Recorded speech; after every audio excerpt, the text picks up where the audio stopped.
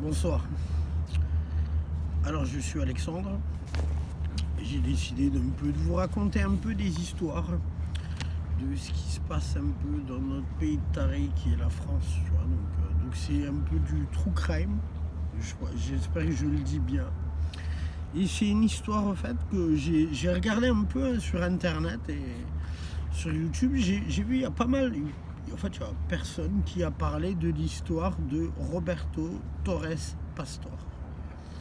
Alors, je ne sais pas si vous avez entendu l'histoire de ce jeune Espagnol de 28 ans qui a été massacré de plus de 30 coups dans la tête avec un objet contondant. Ça s'est passé en France, à Soyon.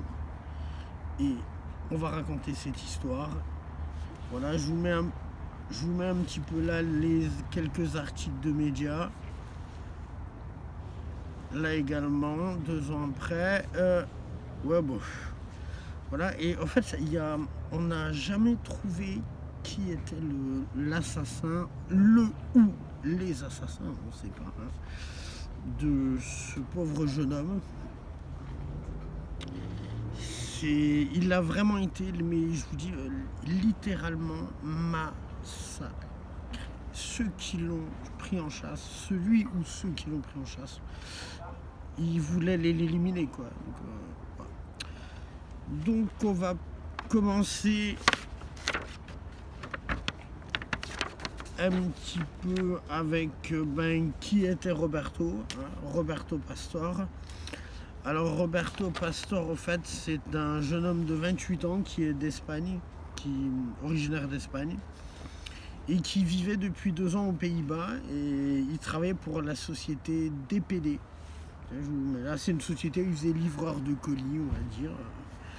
Voilà, le livreur, hein, comme il y en a qui le font pour Amazon ou d'autres groupes, quoi. Il travaillait depuis 2 ans là-bas. Et après, on sait aussi également que Roberto était passionné de vraiment tout ce qui était road trip en vélo, balade. Et là, en fait, il avait décidé de partir de Amsterdam, aux Pays-Bas, où il était, et d'aller jusque chez lui en Espagne en vélo.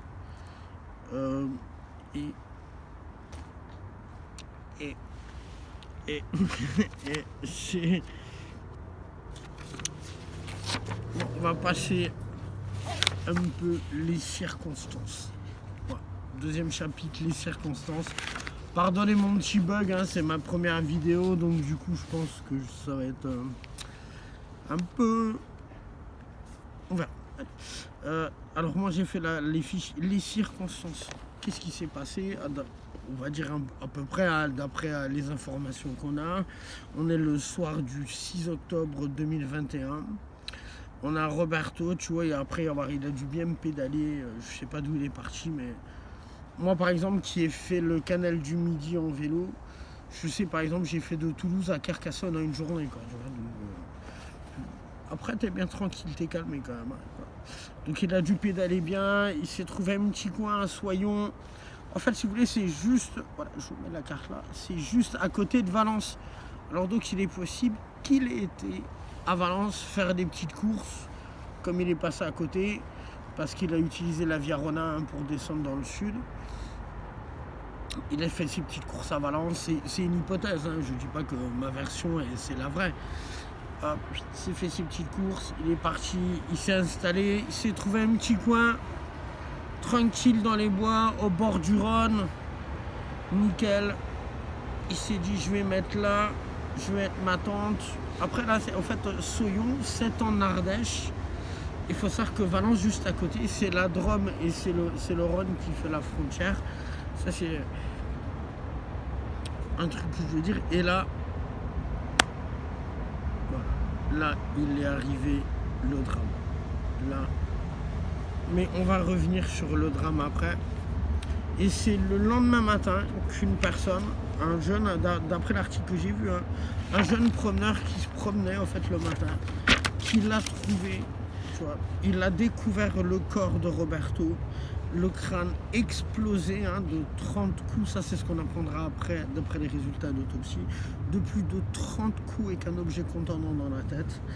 Il pensait qu'il était mort, mais il était en train d'agoniser. Alors imaginez-vous, il s'est fait démonter. Les gens, ils l'ont pris en chasse. Parce que ce qu'il faut savoir, l'enquête nous explique également que le sang commence dans la tente et qui va vers le chemin. Voilà, là je vous mets la petite photo là, ouais, où vous allez voir que vous avez des trucs de la police scientifique. Ça, c'est des photos de presse que j'ai trouvées également sur l'affaire. Et j'en étais, ouais, ils ont été jusqu'à le chasser sur le chemin pour le buter, quoi. Pour moi, ça ressemble à une exécution, mais bon.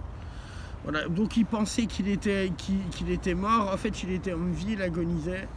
Malheureusement, Roberto est mort quelques heures plus tard à l'hôpital de Valence. Il est mort du sud de ses blessures. Alors, il faut savoir qu'aujourd'hui, à Soyon, le chemin où Roberto est mort, ils ont appelé ça le chemin de Roberto. Voilà. Et alors, pour continuer,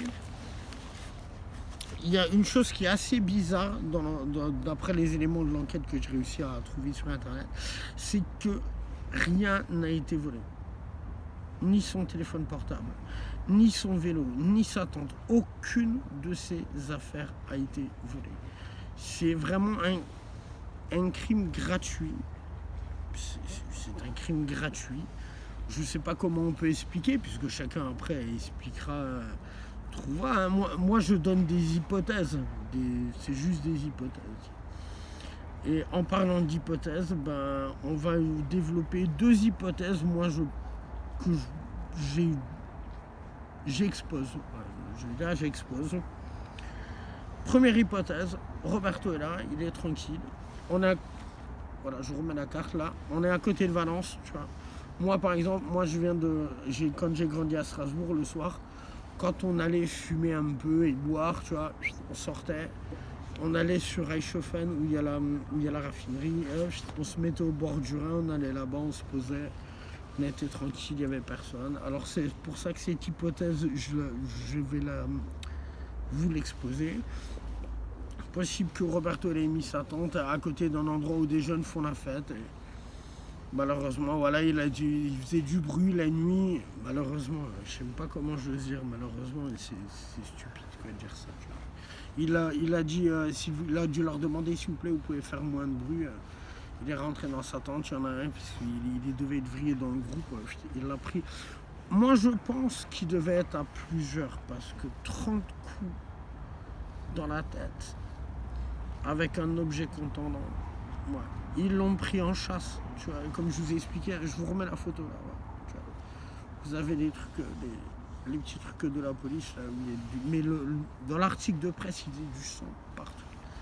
Moi, ce scénario là, il tient pas la route, tu vois, il tient pas la route, parce que je veux dire, nous, si t'avais quelqu'un qui nous faisait chier, ouais, on disait, allez, c'est bon, je suis tranquille, tu vois. On calme les jeux, où on partait, ou des fois on faisait les cons aussi, mais on n'a jamais frappé les gens, parce qu'il ne faut pas frapper les gens, ça sert à rien. Ou deuxième scénario, on est à côté de Valence. Valence, on sait que c'est une zone où ça tourne pas mal les stupes, tu vois. C'est pas très loin de Lyon, pas très loin de Marseille, tu vois. Donc ça, c'est voilà.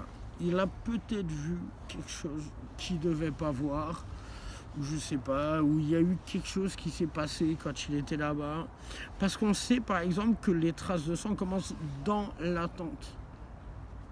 Donc peut-être il y a, je sais pas, tu vois, un trafic de drogue qu'il y a eu, ou un règlement de compte.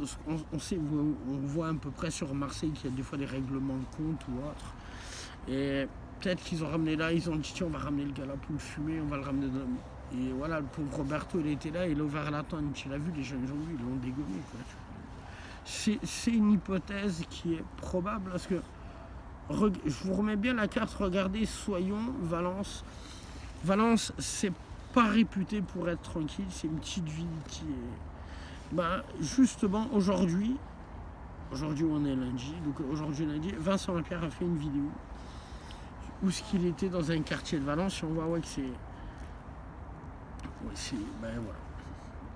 Voilà, bon, alors ce que je voulais vous dire, je vous avais parlé avant du chemin de Roberto, sur ce qu'ils appellent les gens à Soyon, le chemin de Roberto. Voilà, je vous mets là. Ils ont mis une croix pour Roberto et ben voilà, l'enquête zéro, il n'y a rien du tout. Aucune preuve. Honnêtement, moi je vous dis, de mon point de vue, ça ressemble à du travail, tu vois, c'est pas de l'amateurisme, tu vois, donc s'il n'y a aucune trace, pas d'arme du crime, rien, ça peut être lié au trafic de drogue, mais de haut niveau, je sais pas, hein, je donne des hypothèses, hein, comme je dis toujours, quoi. Mais une scène de crime sans trace, quand même, wow. Bon ben voilà, c'était ma première vidéo sur un peu tout ce que je vais faire sur le true crime, des gens qui voyagent et qui se baladent. Moi je suis un nomade, moi je suis quelqu'un qui pratique, on va dire, le nomadisme, c'est-à-dire que je voyage un peu partout avec ma tante.